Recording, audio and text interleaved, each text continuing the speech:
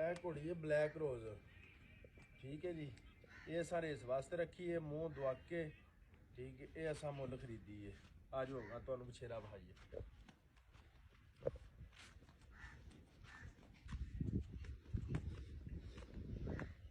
यह बछेरा जी सकब का नाम है, ठीक है। ये तकरीबन 10.5 महीनों का हो गया।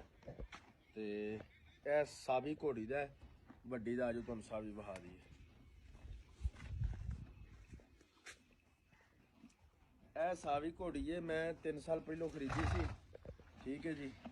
तो यदा नाम राणो है। तो ये अपना 10-12 साल की हो गई है। मैं मुल खरीदी है, मैनू पता कोई नहीं ज़्यादा उम्र का। ये मेरे को 2 सूए सूप पई है। अगों हुण माशाअल्लाह 10.5 महीनों की गब्बन है, 15-20 दिन लेंदी तैयार है। आ जाओ तुहानू इसकी पहली बछेरी बहाइए। यह बछेरी है जी स्वीटी सावी की पहली बछेरी है, ठीक है जी। तो यदा नाम स्वीटी है। तो मूँह तकरीबन दुअक तो नहीं लगी, 22-23 महीनों की हो गई है।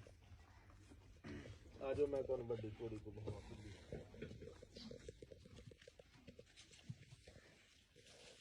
है जी कुली घोड़ी है, ठीक है।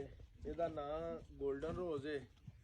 तो ये अपना मैं लई है तकरीबन 7-8-9 महीने पहलों लई है। तो ये हुण माशाअल्लाह गब्बन है कोई 7-8 महीनों की। तो ये मैं खरीदी सी मुल।